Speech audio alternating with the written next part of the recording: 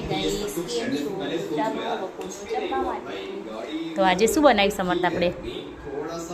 તો જો ગાઈસ આપણે આજે બનાવ્યું છે મોરૈયું, સાબુદાણાના પાપડ અને છાશ.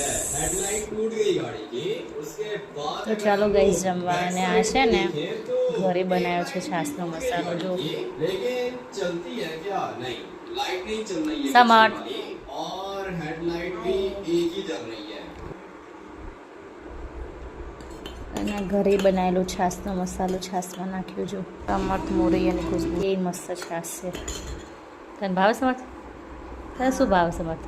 ખાવાનું ભાવે કે માર ભાવે? માર નહીં ભાવે? મમ્મી મારે એક તો ચાલ લઈ લે, ખાવા બેસ. તો ચાલો જમવા માટે.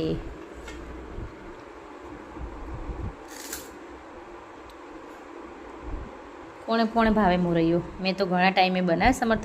બચપનમાં મેં નાના હતા ને ત્યારે ઉપવાસ કરતા ને ત્યારે મોરૈયું બનાવી બહુ ખાતા. આજે મેં કેટલા વર્ષે મોરૈયું બનાવ્યો, બહુ વર્ષે. ટેસ્ટ કરી બતાવે તો કેવું બન્યું? બધાને ટેસ્ટ કરાય ને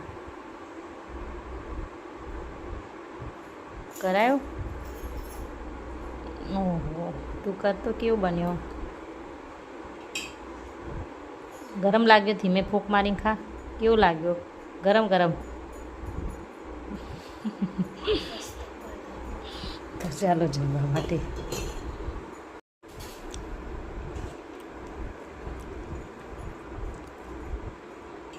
તો ચાલો જમવા. આટલા વર્ષે બી બહુ મસ્ત બન્યો. દહીં લેવું સમર તારો? અમૂલનું દહીં અને સાથે.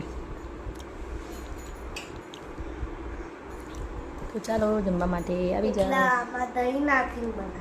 છાશવાળો બનાવ્યો, છાશવાળો મોરૈયો. કેવો? એ તો કહેવાનું ભૂલી જ ગઈ હું નહીં. છાશવાળો, દહીંવાળો નહીં, છાશવાળો મોરૈયો. હા, તે છાશ નાખ્યું ને એટલે કેવો બને છે. ફૂંક મારી મારી ખાવાનું. ગરમ ગરમ મજા આવે. છાશવાળો જો એક નંબર બન્યો ને. છાશવાળો તો મજા આવી જાય સમર્થ.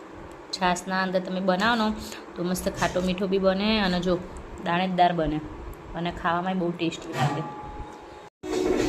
તો ચલો છાશવાળો મોરૈયો ખાવા માટે.